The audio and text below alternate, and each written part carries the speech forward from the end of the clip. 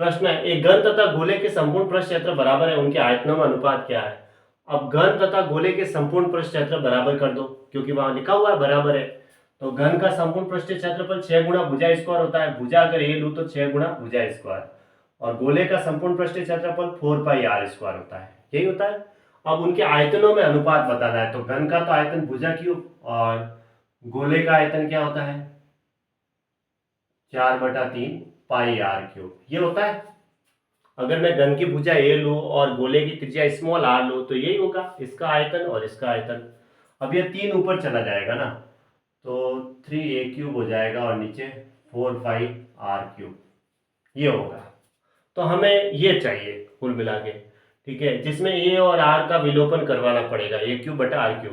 अब ये कंडीशन दे रखी है कि दोनों का संपूर्ण पृष्ठ बराबर है, तो यहीं से निकाल लेंगे हम, है ना। तो a³ अपन r³ चाहिए, तो 6 को तो पहले इसको थोड़ा सा यूं काट दो, 3 दूनी 6 और ये 2 दूनी 4। अब इस 3 को नीचे भेज दो, a² बटा r² को इसके नीचे ला दो, तो कितना आया 2 पाई/3 आया।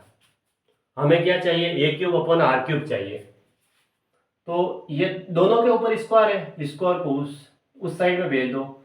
a/r बराबर क्या होगा 2 पाई/3 की पावर, ये स्क्वायर उधर जाएगा तो घात 1/2 हो जाएगी, मतलब ये दोनों के ऊपर 2 है, मतलब स्क्वायर का मतलब इसके ऊपर होल स्क्वायर भी लगा सकते हैं, उधर जाएगी घात तो उल्टी हो जाएगी 1/2।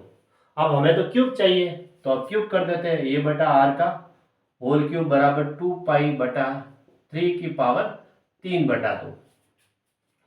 क्यूब कर दिया दोनों तरफ, इधर भी हो गया a³/r³ और यहाँ जो था क्यूब किया तो ये 3 गुणा 1 3 और नीचे 2 ऐसा कैसा 2 पाई/3 हो गया।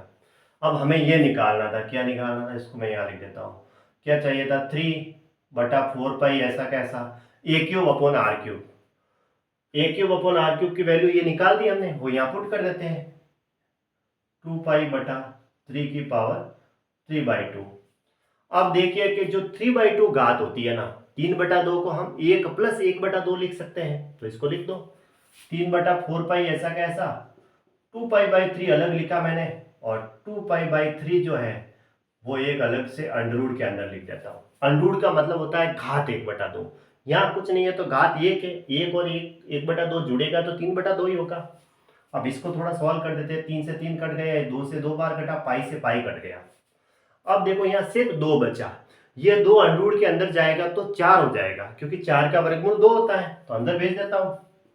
अंडर के अंदर देखो 2 पाई/4 गुणा 3 हुआ। अब ये 2 से ये 2 ये कट गया 2 बार, तो ऊपर तो रहा अंडर पाई और नीचे रहा अंडर में 6, तो अंडर पाई/6, यानी कि इसको हम ऐसे लिख सकते हैं अंडर पाई अनुपात अंडर 6, ये इसका आंसर हो गया। तो ऑप्शन कौन सा सही हुआ, फिर ऑप्शन बी सही है, अंडर पाई अनुपात अंडर 6। क्योंकि हमें टोटली क्या करना है, a³ और r का विलोपन करना है, या तो a को r में कन्वर्ट कर लो या a³/r³ निकाल के वैल्यू पुट कर दो, क्योंकि हमें ऑप्शन में a और r नहीं चाहिए। एक लंबकोणिक समांतर षटफलक के 3 फलकों के क्षेत्रफल दे रखे हैं। देखो 3 फलकों के क्षेत्रफल है, यहाँ सेमी स्क्वायर लगा हुआ है, मतलब वो क्षेत्रफल है, तो इसका मतलब 2 ही भुजा काम में ली है, 2 भुजा। जैसे इस 3 समांतर षटफल के 3 फलकों के क्षेत्रफल 12 सेमी स्क्वायर, 20 सेमी स्क्वायर तथा 15 सेमी स्क्वायर है, तदनुसार उसका आयतन क्यूबिक सेंटीमीटर में होगा। आयतन क्या होगा, LBH होगा, लंबाई गुणा चौड़ाई गुणा ऊंचाई। अब देखो सेमी स्क्वायर में एक फलक का तो है लंबाई गुणा चौड़ाई दे रखा है, वो 12 सेमी स्क्वायर, फिर इसने कहा BH चौड़ाई गुणा ऊंचाई का दे रखा है 20, और फिर बाद में लंबाई गुणा ऊंचाई का कितना दे रखा है 15, ये दे रखा है। अब तीनों का आपस में गुणा कर देते हैं, ताकि हमें तो उसका आयतन निकालना है, जो हमें LBH चाहिए, वो कैसे आएगा, आपस में गुणा करेंगे ना, तो LBH का होल स्क्वायर बन रहा है। देखो क्योंकि L गुणा L L स्क्वायर, B गुणा B B स्क्वायर और H गुणा H H स्क्वायर, तो मैं यहाँ लिख देता हूँ गुणा कर दे बस नॉर्मली, है ना, गुणा कर दे, ये 1 है, ये 2 है और ये 3 है, आपस में गुणा कर दिया। इधर भी गुणा कर देते हैं, तो 12 × 20 × 15 यहाँ तक पहुंचे। हमें तो LBH चाहिए, मतलब इसका वर्गमूल लेना है, तो अब इसका वर्गमूल कैसे देखो, LBH बराबर अंडर के अंदर, ये लो वर्गमूल लेंगे, तो 12 के मैं टुकड़े करता हूँ 4 × 3। अब देखो 4 × 3 किया, क्योंकि मुझे पता है कि 4 का वर्गमूल होता है, अब वापस आगे एक और 4 चाहिए, तो 20 के टुकड़े मैं कर देता हूँ 4 गुणा 5, ताकि हमें 4 का वर्गमूल मिल जाएगा। फिर 15 के टुकड़े कर देता हूँ मैं 3 गुणा 5, ऐसे। अब देखो कि 4 इन दोनों जोड़ों में से एक जोड़ा ले लेते हैं, और 3 के लिए एक जोड़ा और 5 के लिए एक जोड़ा। वर्गमूल का मतलब क्या है, 2 गुणा में उसको 1 ले लो, ऐसे।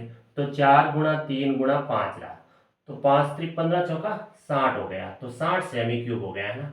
ये इसका आंसर हुआ, 60 सेंटीमीटर क्यूब, यानी क्यूबिक सेंटीमीटर। ऑप्शन डी सही है, 60 सेमी क्यूब।